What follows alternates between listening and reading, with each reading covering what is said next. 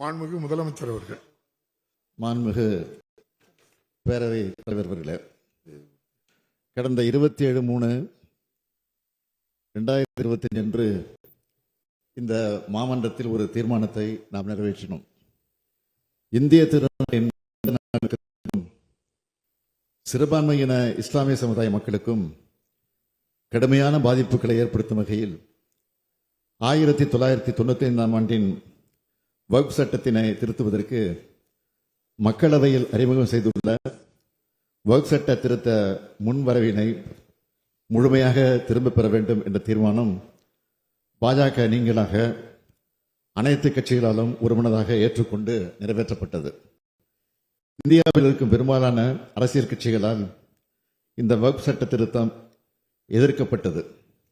இவை அனைத்தையும் மீறி நாடாளுமன்ற மக்களவையில் வக்ஃப் சட்ட திருத்தம் நிறைவேற்றப்பட்டிருப்பது மிகுந்த கண்டனத்துக்குரியது. வக்ஃப் சட்ட திருத்த மசோதாவுக்கு எதிராக 232 நாடாளுமன்ற உறுப்பினர்கள் வாக்களித்துள்ளார்கள்.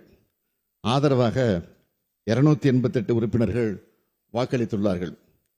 இந்த சட்ட திருத்த மசோதாவானது நிறைவேற்றப்பட்டிருந்தாலும் எதிர்த்து வாக்களித்தவர்களின் எண்ணிக்கை 232 என்பது சாதாரணமான எண்ணிக்கை அல்ல.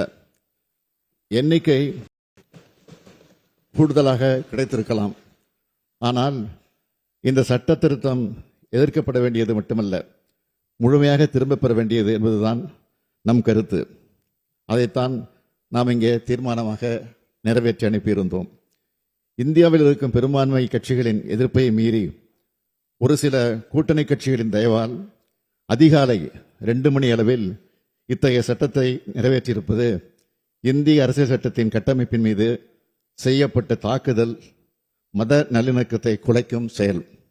இதனை உணர்த்தும் வகையில் கருப்பு சின்னத்தை அணிந்து இன்றைய பேரவை நடவடிக்கைகளில் நாங்கள் பங்கெடுக்கிறோம். சர்ச்சைக்குரிய இந்த சட்ட திருத்தத்துக்கு எதிராக உச்சநீதிமன்றத்தில் திராவிட முன்னேற்ற கழகத்தின் சார்பில் வழக்கு தாக்கல் செய்யப்படும் என்பதை இம்மாமன்றத்தில் தெரிவித்துக் கொள்கிறேன். செய்திகளை உடனுக்குடனும் துல்லியமாகவும் தெரிந்து கொள்ள சப்ஸ்கிரைப் பண்ணுங்க.